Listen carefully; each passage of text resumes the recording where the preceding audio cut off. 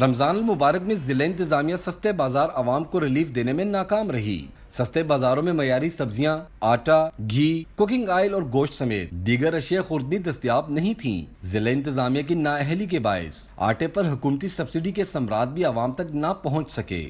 Relief کی آس پر سستا بازاروں کا رخ کرنے والے شہری طویل انتظار کے بعد بھی خالی ہاتھ لوٹنے پر مجبور تھے، جس کے باعث شہریوں نے سستے بازاروں کی بجائے باہر سے خریداری کو ترجیح دی۔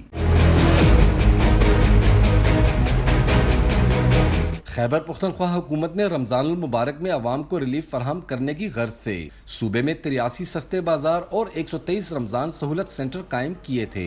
حکومت کی طرف سے صرف آٹے پر 2.5 روپے کی سبسڈی دی گئی، جس کے تحت شہریوں کو آٹے کے 20 کلو کا تھیلا 1100 روپے کی بجائے 800 روپے میں ملنا تھا۔ تاہم ضلع انتظامیہ کی غفلت کے باعث سستے بازاروں میں عوام کے لیے آنے والا معیاری آٹا مبینہ طور پر ڈیلروں اور ناقص و ناقابل خوراک آٹا عوام کو فروخت کیا جاتا رہا۔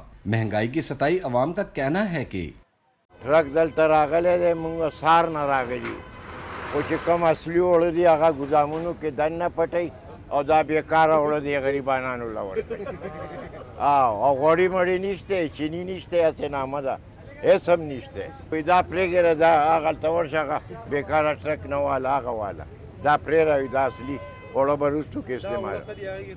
ډېر فرق دی، دی او هغې کې ځمکې اسمان فرق دی.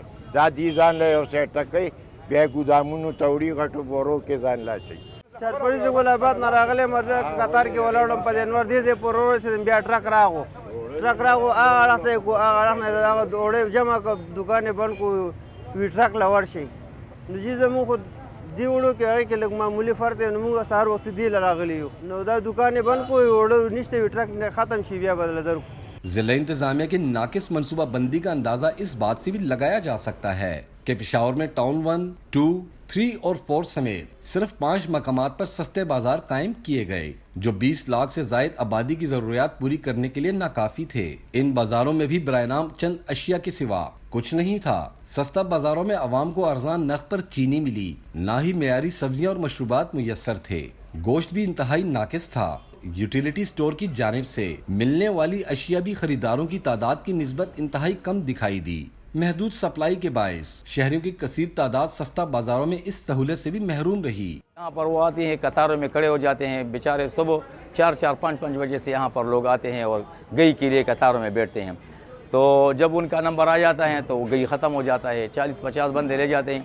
اور چینی بھی اس طرح جو ہے نا، مطلب ہے کہ قطار میں 100-200 بندے کھڑے ہوتے ہیں اور صرف 40-50 بندے لے لیتے ہیں، پھر باقی جو ہے نا خالی ہاتھ چلے جاتے ہیں۔